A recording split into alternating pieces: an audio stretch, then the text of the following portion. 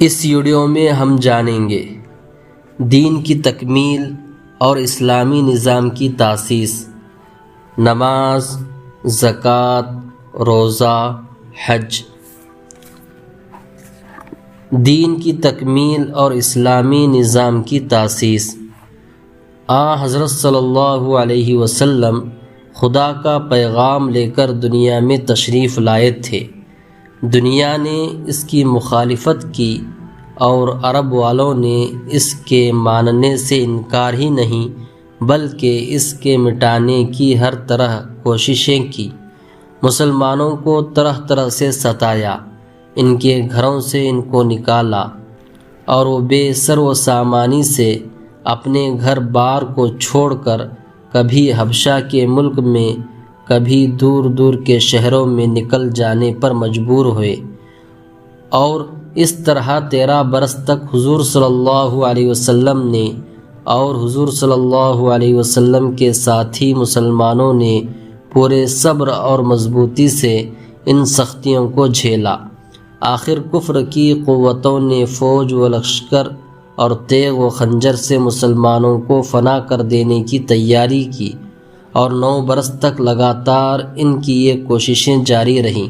مسلمانوں نے ان کی اس ظالمانہ طاقت کا بھی سامنا کیا،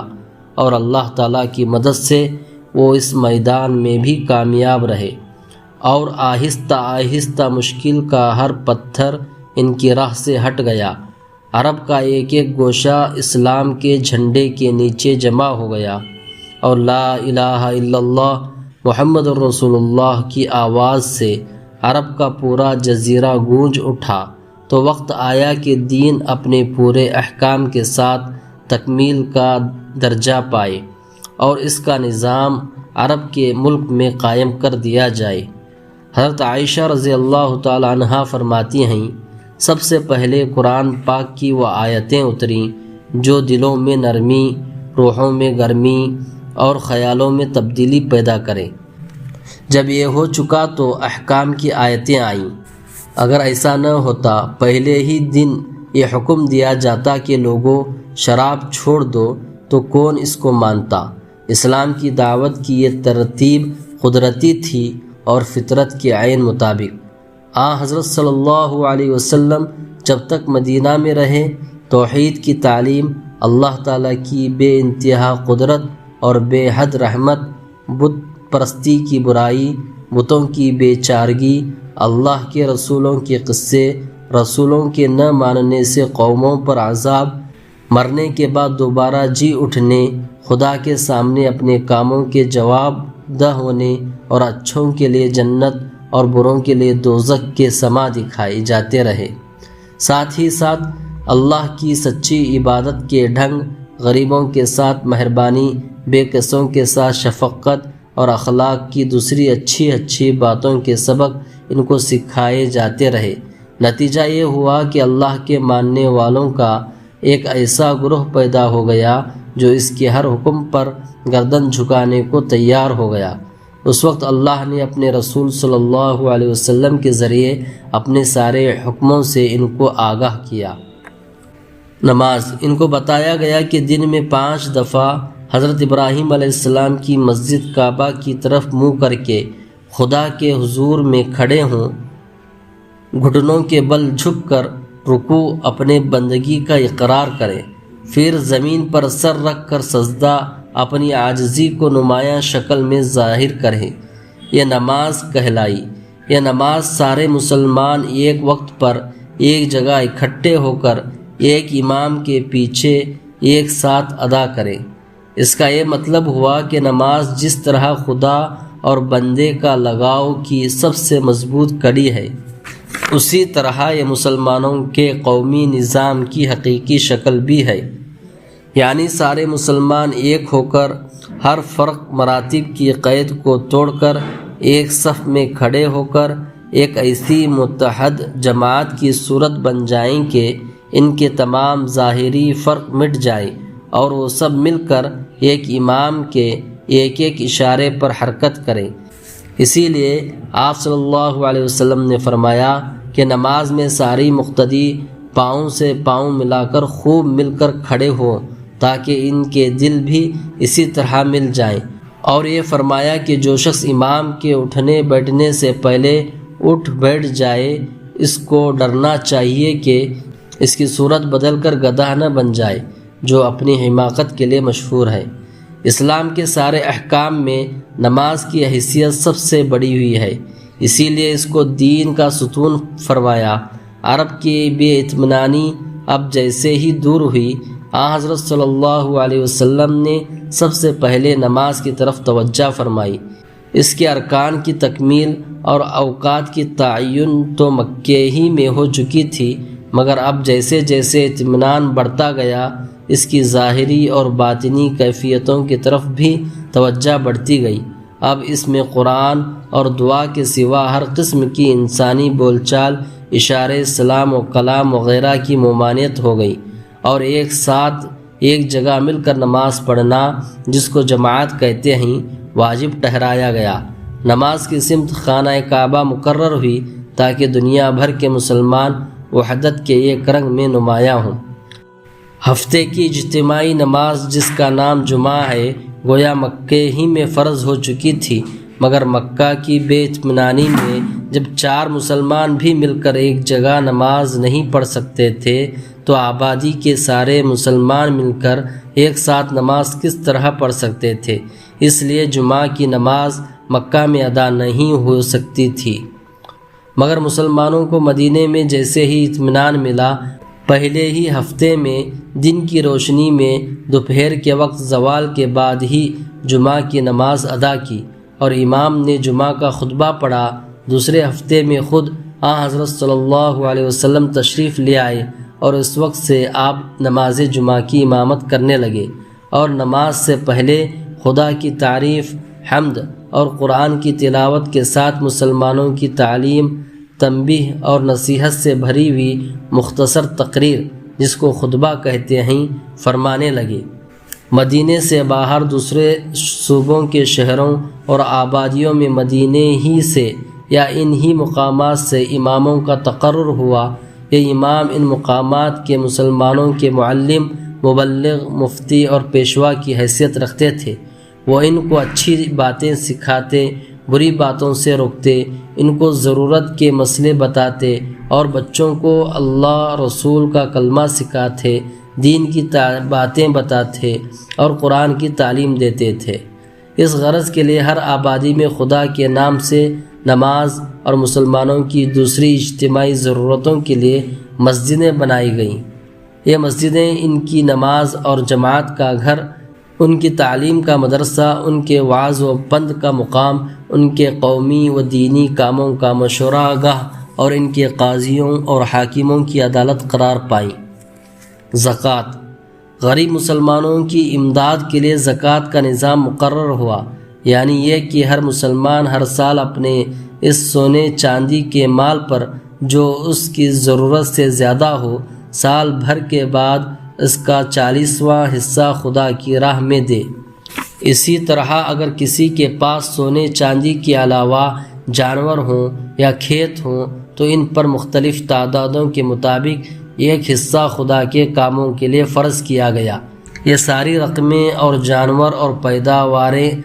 حضرت صلی اللہ علیہ وسلم کی زندگی میں مسجد نبوی میں حضرت کے مؤذن حضرت بلال کے پاس یا کسی اور عامل کے پاس جمع ہوتی اور ضرورت کے مطابق ضرورت مندوں میں بانٹ دی جاتی۔ حضرت صلی اللہ علیہ وسلم کے بعد اس کام کے لیے ایک الگ دفتر بنا دیا گیا جس کا نام بیت المال رکھا گیا۔ یہ بیت المال مسلمانوں کے امام کی نگرانی میں رہتا اور ضرورت مند مسلمانوں کی ضرورتیں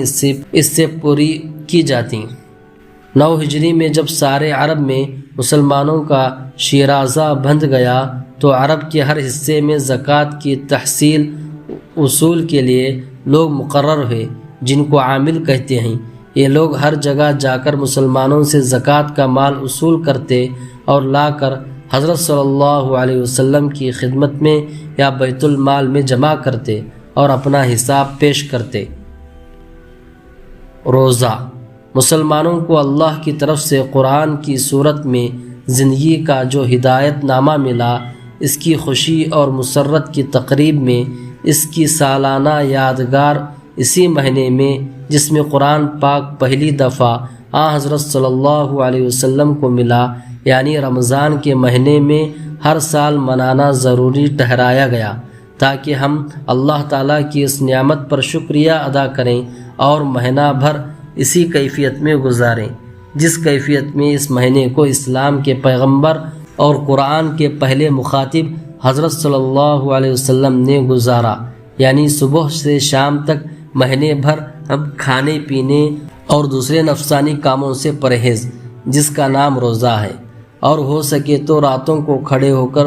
2 رکعتوں میں کلام پاک سنیں جس کو تراویح کہتے ہیں، اور دوسری عبادتوں میں یہ مہینہ بسر کریں۔ مہینے کے ختم ہونے پر شوال کی پہلی تاریخ کو عید کا دن منائیں، اچھے کپڑے پہنیں، خوشبو لگائیں اور سب مل کر عیدگاہ جا کر شکرانے کی 2 رکعتیں ادا کریں، اور اس دن نماز سے پہلے غریبوں کے کھانے کے لیے غلے کی کچھ مقدار ان کی نظر کریں تاکہ وہ بھی یہ دن خوشی منائیں۔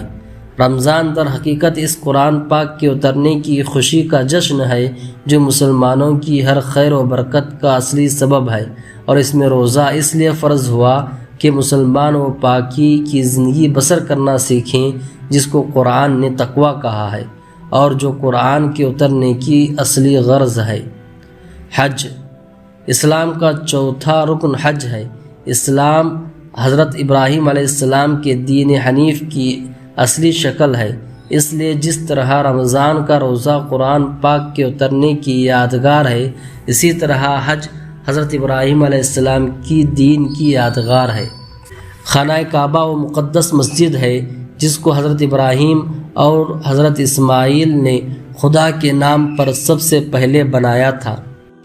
تاکہ وہ دنیا میں خدا پرستوں کا مرکز ہو، جہاں دنیا کے ہر حصے سے یہ خدا کے ماننے والے سال میں ایک دفعہ اکٹھے ہو کر ابراہیمی طریق سے خدا کی عبادت کریں۔ خانہ کعبہ وہ مسجد ہے جدھر منہ کر کے ہر مسلمان دن میں 5 بار اپنی نماز ادا کرتا ہے۔ اب یہ ضروری ٹھہرا کہ مسلمانوں میں سے جن کی طاقت ہو اور ان کے پاس راستے کا خرچ ہو اور وہ عمر میں ایک دفعہ اس مسجد میں حاضر ہوں اور حضرت ابراہیم علیہ السلام کی طرح اس مسجد کے چاروں طرف پھیرے کریں جو طواف کہلاتا ہے، اور صفا اور مروہ نامی 2 پہاڑوں کے بیچ میں ایسے ہی دوڑ کر اللہ سے دعائیں مانگے جیسے حضرت ہاجرہ دوڑی تھی، اور عرفات و مینا کے میدانوں میں خدا کی بارگاہ میں گڑ گڑا کر اپنے گناہوں کی معافی مانگے، اور مینا میں آ کر حضرت اسماعیل کی طرح قربانی کا جشن منائیں، اور دنیا کے سارے مسلمان ایک جگہ مل کر دین اور دنیا کی بھلائی کی باتیں کریں اور اپنی ساری دنیا میں پھیلی ہوئی اسلامی برادری کی بھلائی کی تجویزیں سوچیں۔ کلمہ توحید کے بعد اسلام کی یہ 4 رکن ہیں، یہ چاروں رکن اب تکمیل کو پہنچ گئے، اور دین کے وہ احکام جو اخلاق کی پاکی اور معاملات میں عدل اور انصاف کے لحاظ رکھنے کے لیے ضروری تھے وہ مسلمانوں کو سکھائے گئے، اور عرب کے ملک میں مسلمانوں کا ایک ایسا گروہ پیدا ہو گیا جو دین اسلام کا نمونہ اور اسلامی پیام کا قاصد بن کر دنیا کے دوسرے حصوں میں ہدایت کا پیام اور عمل پہنچا سکے، اور اس طرح ساری دنیا اسلام کی تعلیم سے منور ہو سکے۔ اب رسول اللہ صلی اللہ علیہ وسلم کی تعلیم سے انسانیت نے مساوات کا سبق سیکھ لیا۔ قریشی اور غیر قریشی، عرب اور عجم، کالے اور گورے، امیر اور غریب، سب ایک خدا کے بندے ہو کر اسلام کے ہر حق میں اور آخرت کے ہر مرتبے میں برابر ٹھہر گئے۔ انسانوں کی پیدا کی ہوئی ساری نفرتیں مٹ گئیں، سب ایک آدم کے بیٹے ٹھہرے اور آدم مٹی کا پتلا تھے۔ خدا کے سوا ہر باطل کا خوف، آسمان و زمین کی ہر قوت کا ڈر، ہر باطل کا وسوسہ، ہر اس دیو، فرشتے، بھوت پریت، چاند، سورج، ستارے، دریا، جنگل، پہاڑ، غرض کے ہر مخلوق، ہر طاقت اور ہر مادی اور روحانی مظہر کی خدائی ہیبت جو کمزور انسانوں پر چھائی تھی، محمد صلی اللہ علیہ وسلم کی حق کی آواز نے اس سارے طلسم کو توڑ کر رکھ دیا۔ عرب کے وہ سارے غلط رسم و رواج، وہ سارے جھوٹے قاعدے اور بے شرمی و بد اخلاقی کے پرانے دستور محمد صلی اللہ علیہ وسلم کی تعلیم سے مٹ گئے، اور وہ تعلیمات مسلمانوں کی زندگی کے اصول ٹھہرے جو قرآن لایا اور محمد صلی اللہ علیہ وسلم نے سکھائے۔ اب ایک نئی قوم، نئی امت، نیا تمدن، نیا قانون اور نئی حکومت زمین کے پردے میں قائم ہوئی۔